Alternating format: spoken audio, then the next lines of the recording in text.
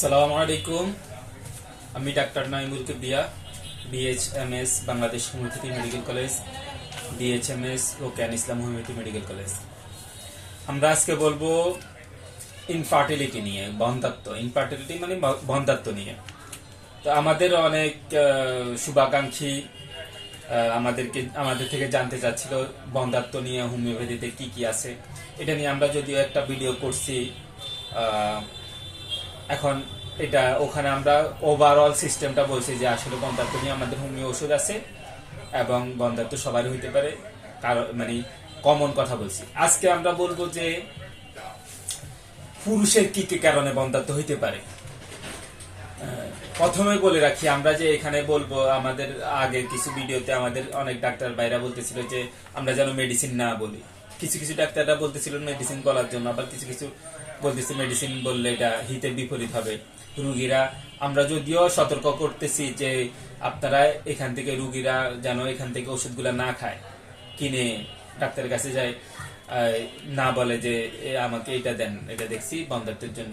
কিন্তু প্রতিনিয়ত আমাদের ওয়ারির চেম্বারে এরকম রুগীরা আসে, মানে ভিডিও দেখে আসে, কারণ আমাদেরকে ওখানে লোকে বলতেছে এইভাবে, এটা হিতে বিপরীত হচ্ছে। যার কারণে আমরা এখন চিন্তা করছি মেডিসিন বলবো না, তবে আমরা রোগের সিস্টেমটা এবং কিভাবে হয় ব্যাপারটা বলবো। যেমন পুরুষের বন্ধ্যাত্ব কি কি কারণে হইতে পারে।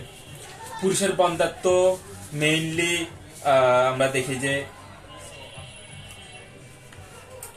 মেইনলি চারটা কারণে, চারটা সিস্টেমে বন্ধ্যাত্ব হয়, চারটা বিশেষ কোর সিস্টেমের মধ্যে বন্ধ্যাত্ব হয়। যেমন পুরুষের মধ্যে প্রথম ব্যাপারটা হয় যে স্পার্মের অস্বাভাবিক স্পার্ম, অর্থাৎ শুক্রাণুর অস্বাভাবিকতা। শুক্রাণুর অস্বাভাবিকতা আমাদের প্রায় 6টা সিস্টেমের কারণে শুক্রাণুর অস্বাভাবিকতা হইতে পারে। 6টা সিস্টেমের মধ্যে আমরা প্রথম যে সিস্টেম থেকে, এটা হচ্ছে জন্মগত কারণে শুক্রাণুর অস্বাভাবিকতা হইতে পারে। যেমন প্রথম জন্মগত ত্রুটির মধ্যে আমরা যেটা দেখি, যেটা হচ্ছে আনডেসেন্ডিং টেস্টিস, অর্থাৎ টেস্টিসটা জন্মের সময় টেস্টিসটা যদি নিচে না নামে বা উপরে থেকে যায়। থেকে যাওয়ার বিভিন্ন কারণ থাকতে পারে, অনেক রকম কারণ থেকে।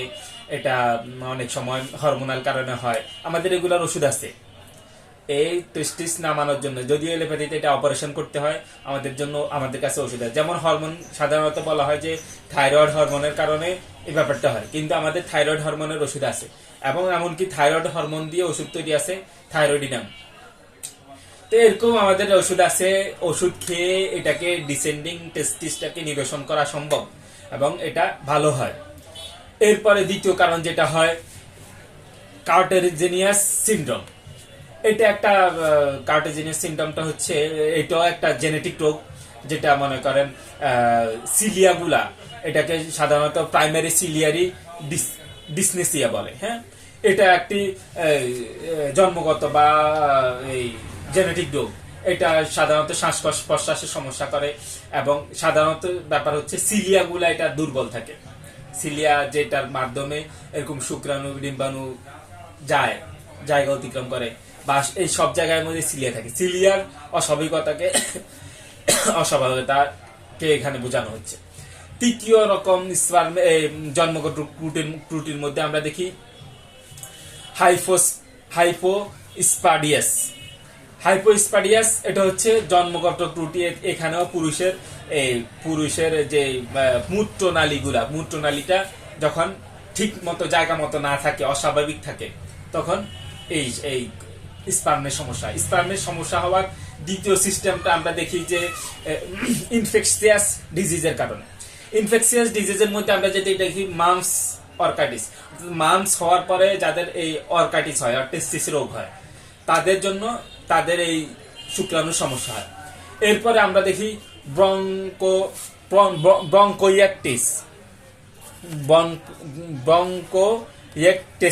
ব্রঙ্কোয়েকটেসিস।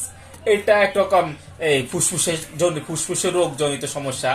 এটাতে অর্থাৎ অস্বাভাবিক হওয়া, ফুসফুসের সিস্টেমগুলো অস্বাভাবিক হয়। এখানে হার্টের সিস্টেমটা একটু অস্বাভাবিক দেখা যায়, অস্বাভাবিক হয়। এভাবে এই সিস্টেমের যখন এখানে এই রোগের কারণে আসলে স্পার্ম কমে হচ্ছে যখন এটার জন্য চিকিৎসা নেওয়া হয়।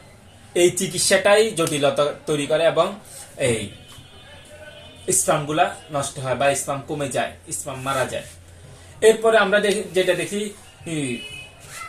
মাইকোপ্লাজমা অথবা ক্লাইমেডিয়া। এই মাইকোপ্লাজমা ক্লাইমেডিয়া ব্যাকটেরিয়ার আক্রমণেও স্পাম কমে যায়, অর্থাৎ এটা চিকিৎসা করার পরে এই স্পাম কমে যায়, স্পাম গুলোর সমস্যা তৈরি হয়।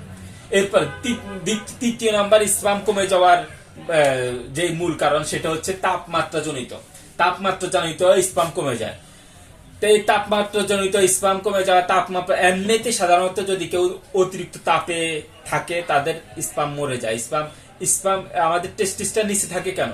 টেস্টিস নিচে থাকার কারণ হচ্ছে শরীরের ভিতরে তাপমাত্রা বেশি, আর এই তাপমাত্রা স্পাম থাকবে না বলে আল্লাহ এটাকে নিচে দিছে, বাইরে দিছে, শরীরের বাইরে দিছে যেন এটা তাপমাত্রা নিয়ন্ত্রণ করতে পারে। এই জন্য অনেকে বলবে শীতকালে একটু উপরে উঠে যায়, গরমকালে নিচে নেমে যায়। এটার কারণ হচ্ছে এটা তার নিজের ভারসাম্যটা ঠিক রাখে, তাপ যতটুক লাগবে ততটুক নেওয়ার জন্য। যদি শীতকালে তার তাপমাত্রা কমে যাওয়ার কারণে সে উপরে উঠে, সে শরীর থেকে তাপ নেয়, তখন শরীর থেকে তাপ নেওয়ার প্রয়োজন নেই, তখন এটা নিচে নেমে যায়।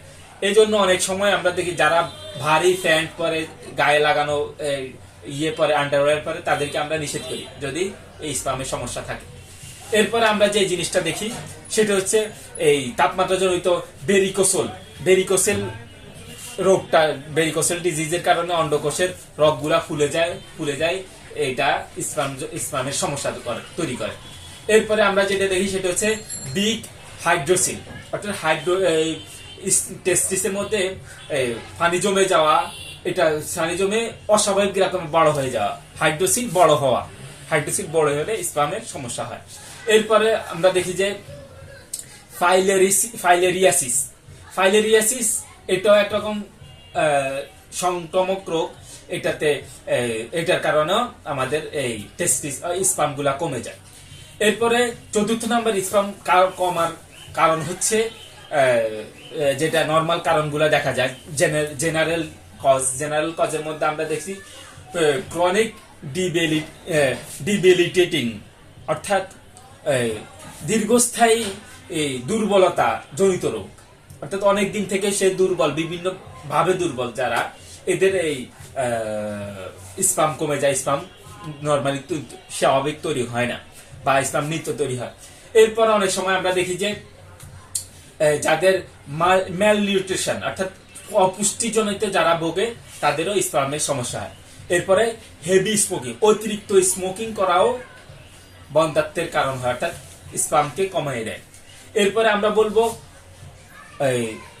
এন্ডোক্রাইনাল গ্ল্যান্ডের কারণে যেটা হয়, অন্তঃক্ষরা গ্রন্থির কারণে স্পাম কমে যায়। অন্তঃক্ষরা গ্রন্থির কারণে যেমন স্পাম কমে যায়, এইটার রোগগুলা যেমন হয় হাইপোথ্যালামিক ডিসফাংশন, অর্থাৎ হাইপোথ্যালামাসের যদি অস্বাভাবিক কাজ করে, অথবা ফেটিলিউর যদি তার কাজ ঠিক মতো না করতে পারে, হাইপারপ্রোল্যাক্টেমিয়া, অতিরিক্ত প্রোলেকটিন হরমোন নিঃসরণ হওয়া বা অস্বাভাবিক প্রোলেকটিন হরমোন নিঃসরণ হওয়া। এরপরে আমরা বলবো এক্সোজেনাস অ্যান্ড্রোজেন, অর্থাৎ বাহ্যিকভাবে শরীরে যে হরমোনগুলা প্রবেশ করানো হয়, যেটা বডি বিল্ডাররা কমন ভাবে করে, এই সিস্টেমটা আমাদের এই টেস্টিস বা স্পামকে কমায় ফেলে।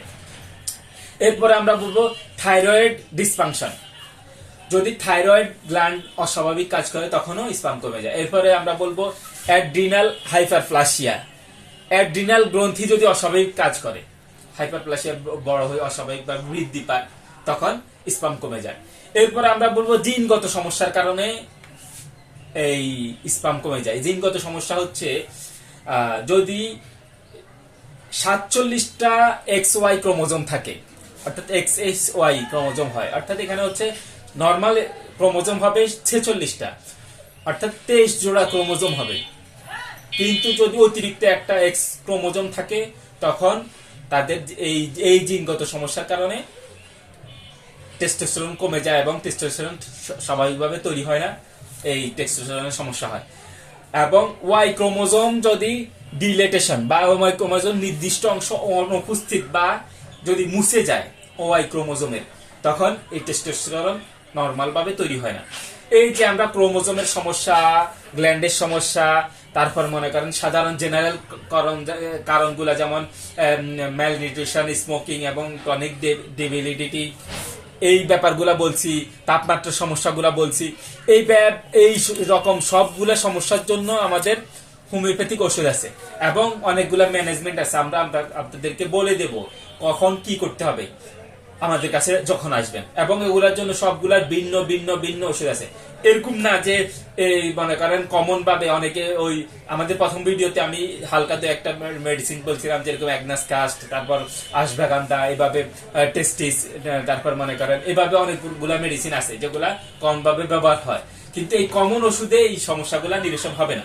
যদি আপনারা এটা যে ট্রিটমেন্ট নিতে চান, এই স্পামের অস্বাভাবিকতার জন্য আমাদের অনেকগুলো ওষুধ আছে, অনেক ওষুধ আছে, এগুলো আপনার স্পামকে স্বাভাবিক করবে।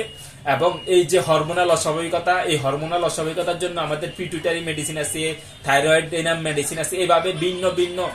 শুধু পিটুইটারি সমস্যা হলে যে পিটুইটারি খাইতে হবে এমনটা না, পিটুইটারি গ্ল্যান্ডের সমস্যা হলে বা থাইরয়েডিনাম খাইলে যে থাইরয়েডের সমস্যা ঠিক হয়ে যাবে এমনটা না।